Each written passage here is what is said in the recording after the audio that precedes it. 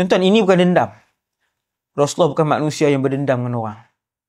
Ramai orang buat macam-macam kat Nabi. Tetapi hati-hati.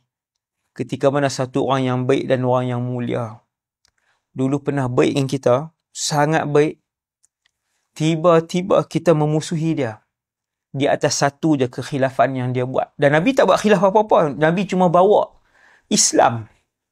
Ketika itu Abu Sufyan mula memusuhi Nabi. 20 tahun.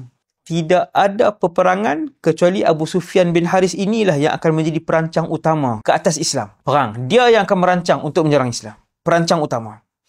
Tidak ada siksaan yang dikenakan kecuali Abu Sufyan inilah yang merancang siksaan itu ke atas umat Islam. 20 tahun. Dia guna kemahiran lidah dia dan dia gunakan kemahiran kepanglimaan dia untuk meranakkan Islam. Nabi sangat kecil hati. Nabi sangat terasa. Orang baik yang macam ni, tuan-tuan, kita baik dengan dia, tiba-tiba dia buat kat kita. Pengalaman sirah ni, tuan-tuan, saya pernah lalu. Pengalaman sirah yang macam ni. Bila kita baca sirah kan, Allah menunjukkan kepada kita, babak-babak dalam sirah ni sebahagiannya berlaku dalam hidup kita. Orang yang kita cukup baik. Tiba-tiba dia buat satu nanya kat kita. Nanya yang cukup besar sekali dia buat. Kita tak boleh nak tengok muka dia. Tapi tak ada dendam. Tapi kita tak boleh tengok. Maka Rasulullah walaupun selepas Abu Sufyan Ibnul Haris melafazkan asyhadu an la ilaha illallah wa annaka Rasulullah, kata Abu Sufyan, Nabi masih tidak mampu untuk memandang muka aku. Nabi tak boleh tengok muka dia. Abu Sufyan main kan. Nabi kali ikut lain. Abu Sufyan main. Nabi kali ikut lain. Kata Abu Sufyan, aku tetap memujuk Rasulullah. Tapi tak terima. Rasulullah ni dia tak ada nak merajuk dengan orang, tak ada nak dendam. Ini sifat Nabi sallallahu alaihi wasallam. Bila sahabat tengok Nabi sallallahu alaihi wasallam tak suka kepada seseorang, seluruh sahabat Muhajirin dan Ansar tak suka orang tu. Sebab mereka tahu Nabi tidak pernah membenci kecuali kerana Allah.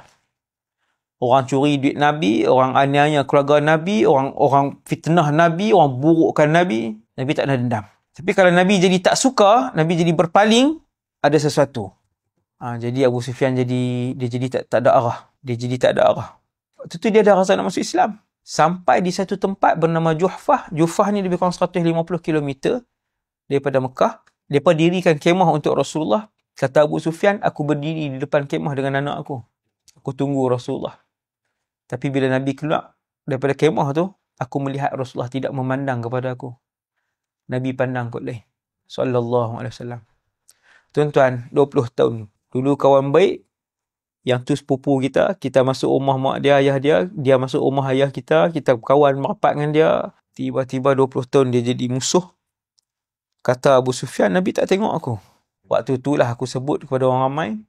Abu Sufyan sebut ke orang. Dia kata, seandainya Rasulullah tidak mahu melihat wajahku, aku akan bawa diri mulai hari ini dengan anakku ke mana sahaja sampai kami mati kelaparan dan kehausan. Berita tu sampai kat Nabi. Tengok Rasulullah sallallahu alaihi wasallam. Ma akramaka ya Rasulullah. Ma akramaka. Mulianya akhlak Nabi. Haidin, satu platform bimbingan agama eksklusif oleh Ustaz Wadi Anwar. Langgan sekarang. Jadikan Haidin sahabat ilmu anda.